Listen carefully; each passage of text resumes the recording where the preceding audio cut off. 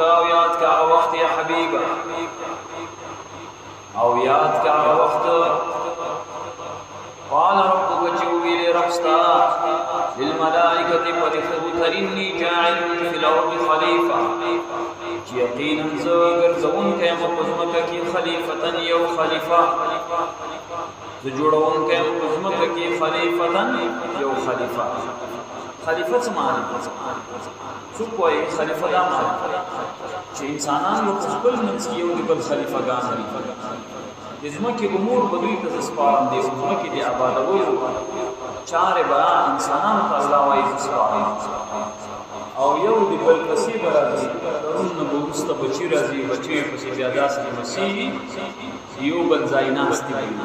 خلیفہ گان دی خلیفہ مانا زائناس دی او دین تفاصیل وائی چی خلیفہ مراد یا اللہ عز و جل طرفنا نائب دا پزمکہ کی خود اسے دی پارا دین پارا چی اللہ حکمنا پزمکہ باندی جاری و نافذ او دین پارا چی اللہ شریعت نافذ او یا اللہ عز و جل احکامات اوامر خلق تورس او سیاست کو کی پزمکہ کی حکومت کو کی سرپرستی کو کی انسان مریدی پر اللہ آدم علیہ السلام پیدا کرتا نو پرفتو تنوی سے زیو خلیفہ پیدا ہے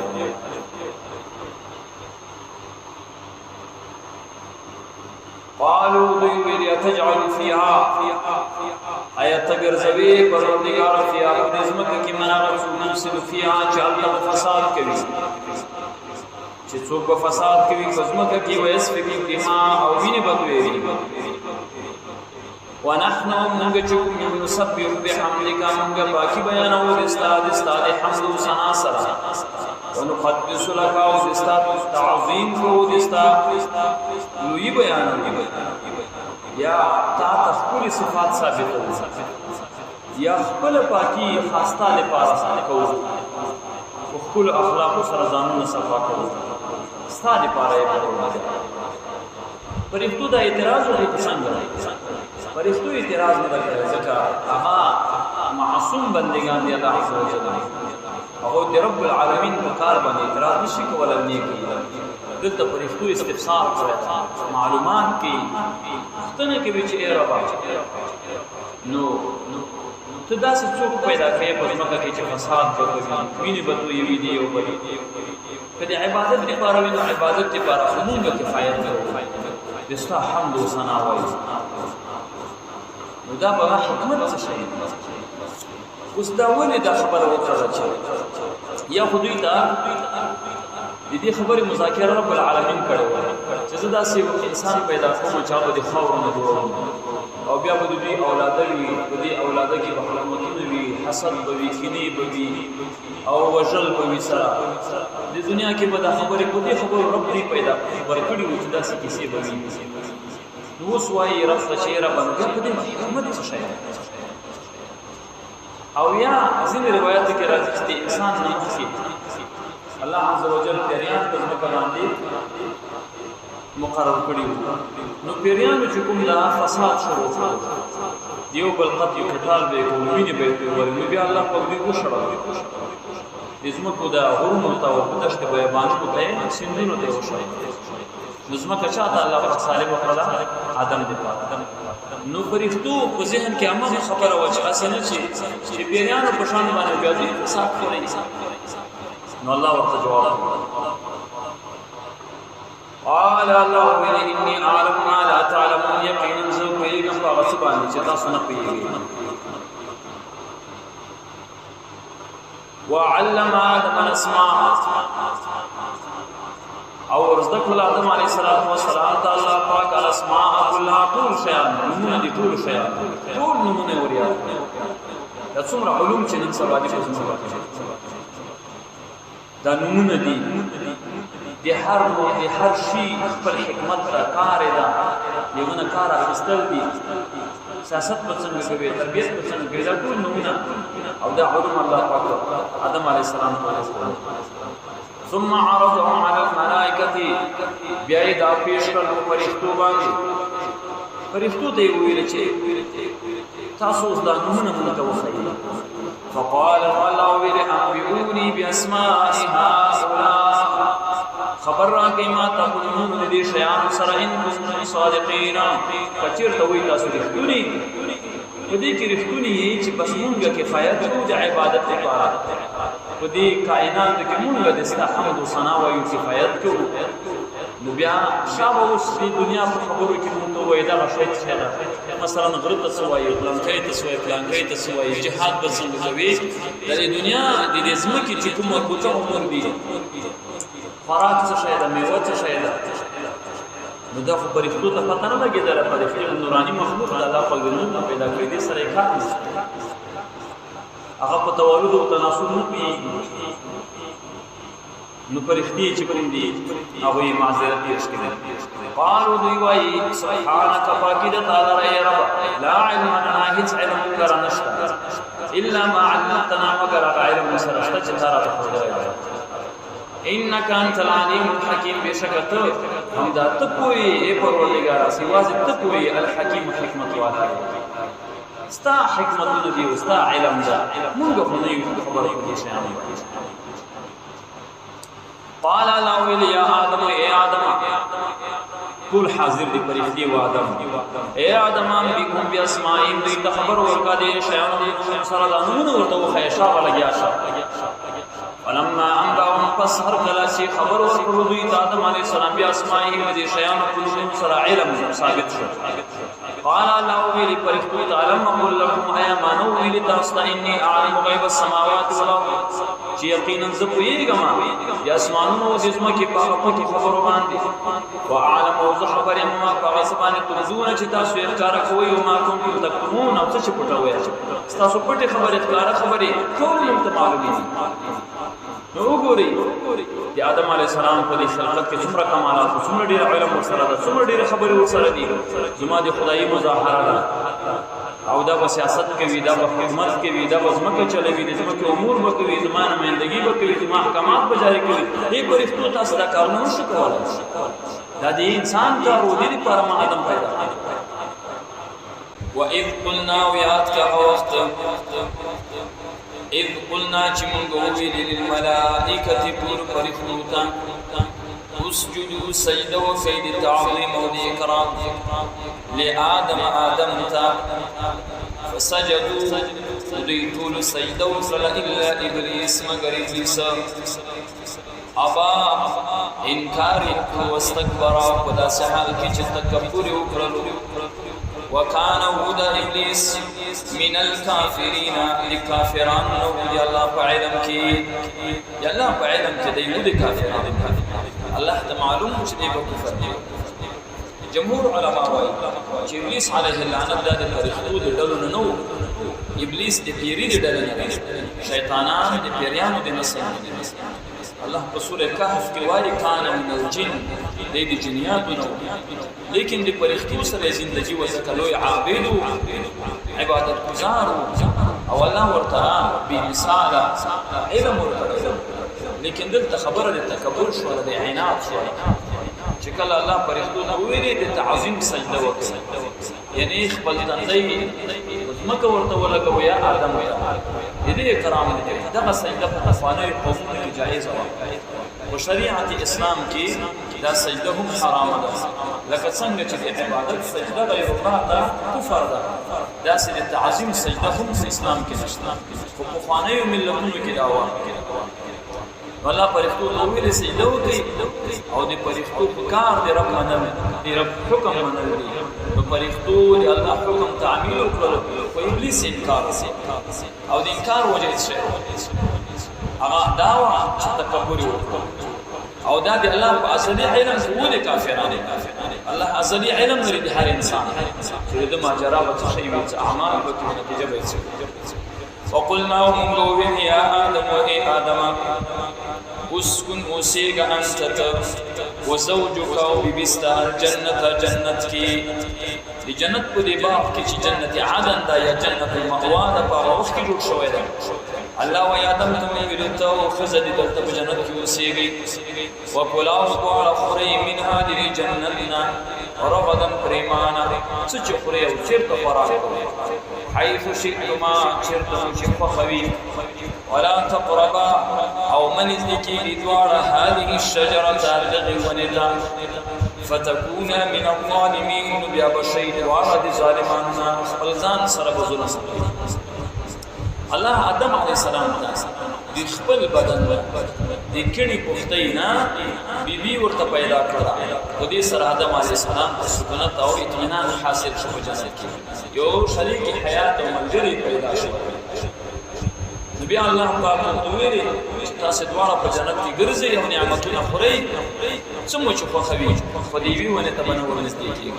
جمهور علما دا وایي چې دا د غنم ونه وا دې تبا دې بوټي تبا نو ورنځي دا باندې خویا او کدا بوټي مو فړلو نو بیا به څه شي بیا به خپل ځان سره ځان تاسو ته تاوان ورسي نقصان سره به مخاصه شي نو روایتو کې راځي چې آدم علی نبینا علیه الصلاۃ والسلام دغه وعده چې د رب سره کړو دا هیر شوی ها آدم علیه السلام اول ناسین اول انسان هم دا او اول هیرون کې هم دا هیرون کې دا انسان د نسیان نه د نسیان ویرولو دا وایي آدم علی نبینا علیه الصلاۃ والسلام اگر کو پیغمبر دا نبی دا خدا وعده هیر شوی او جمهور علما دا هم وایي چې دغه منع دا د تنزیهی معنی واجب نه و په دې باندې چې نه به تنزیهی ولا کوم مکروه تنزیهی چې ورته وایي چې ځان ساتل ورته بهتره دي دا نه چې حرام ور باندې بیا د نبوت د درجه سره بیا منافات لري دا خبره دا تنزیهی او مقار نه وته چې دیتا لکه الله ورته ویلي چې ته باید دیونه ته ورنږدې نشې دې ته مور نږدې کېږي یو ور سره نسیان غالب شو بل ابلیس علیه اللعنت راغلو او چل شروع کړلو قسمونه ورته شروع کړل چې قسم دې زستا اخر خوایا ما او ز قسم دی الله نو در کومه چې کداونه نه وړل ابد الاباد په جنتونو کې نو دلته هغه دی الله وعده هم ترې راشوي دا او ابلیس اول قسم متکړه دی الله په نوم آدم علیه السلام دې خبره سره ناشنا و چې یو مخلوق دی د رب په نوم د قسم کې موږ دروغ دی وکړو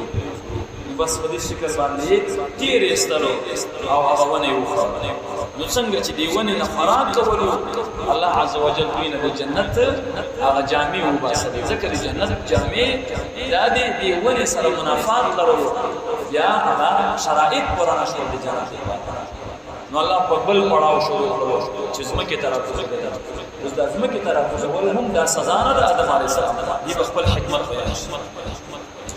ولا تقربا او من ذکیږي هذه الشجره دیونتا فتكون من الظالمین بیا بشیطان د ظالمان فازلهم الشیطان پس تیر استلو د دوړ لرا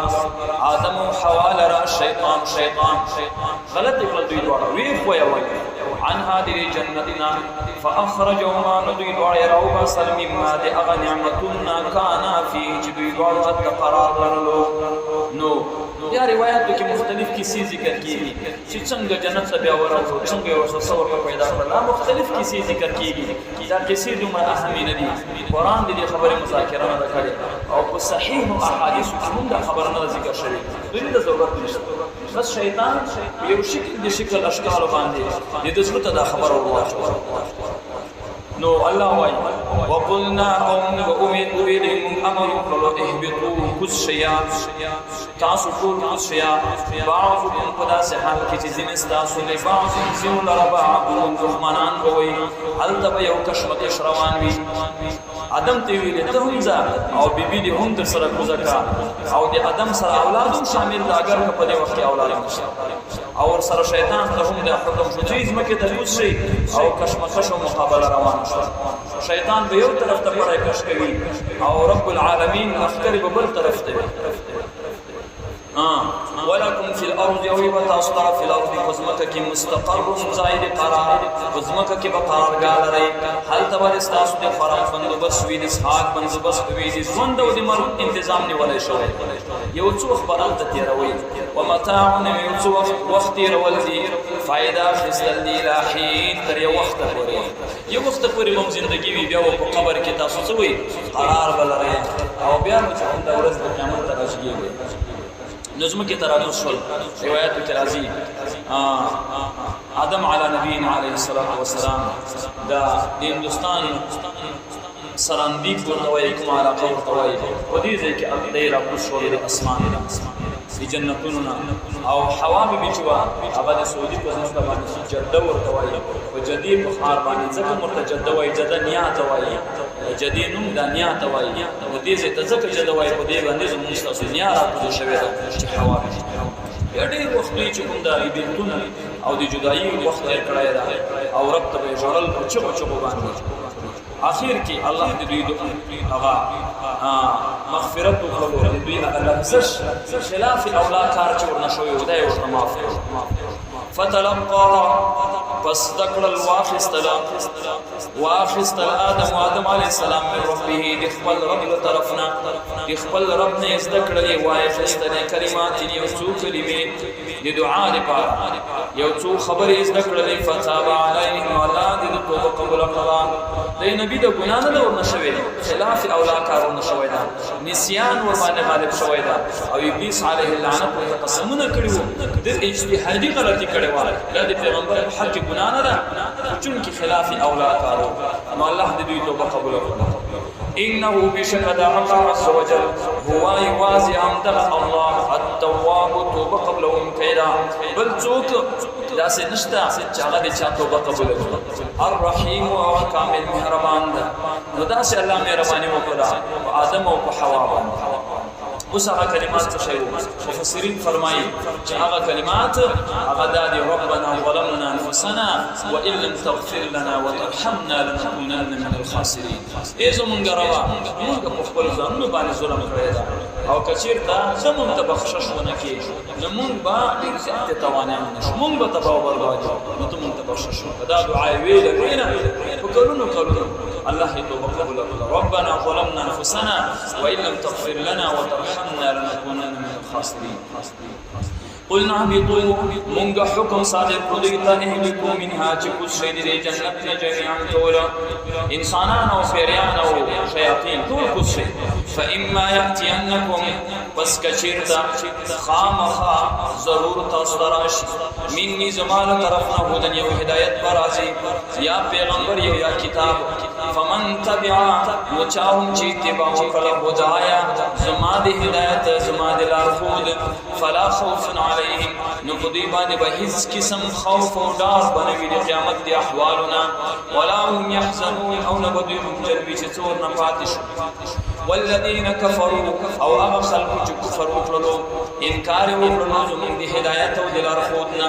وكذبوا بدروغ نسبت وکړو بآياتنا زموږ آیاتونو ته چې دا دروغ دي پیغمبران دروغ ونل اولئک اصحاب النار دا خلق ملګری دی پوری دوی بجهنم تزي هم فيها خالدون دوی بهلتا همیشه نو الله اشاره کوي د خبره چې آدم چې زمکه تر لګل شوی دا آدم ته الله د بیزتی اراده نه وکړي بلکې آدم ته د نور ترقی اراده کړو آدم او د آدم اولاد الله وی تاسو ته د جنت او د جهنم بندوبست ونیولو او اے آدم تم کوشش او شیطان دې کوشي خپل منځ کې مقابله روانه شو زبدر تلار خو درلېګم ته خو زما خلیفہ زما احکامات په عملي کې زما تعارف په کوي د انسانانو سره زما کبه زما معرفت کوي د خلق سره یو طرف ته شیطان راځي هغه به زما مقابله کوي تاسو به زما د لار خود نه منې کوي چې د شیطان خبرو منله هغه به جهنم ته ځي ابد الاباد هغه ځای او چې زما د لار خود خبرو منله نو دغه ترقی روانه ده هغه به واپس جنتونو ته راځي او جنتونو ته داسې نه چې یو جنت ته الله پاک دې سلو جنتونو بندوبست وکړي او د هر جنت په منځ کې به دي دومره فاصله ده لکه د اسمان او د ځمکې په اندازه باندې دومره جنتونه یو دی بل نه اوچت دي په مرتبه کې او په ټولو کې لویه مرتبه هغه د جنت الفردوس ده چې د عرش لاندې ده نو الله فرمایي تاسو ترقی وکړي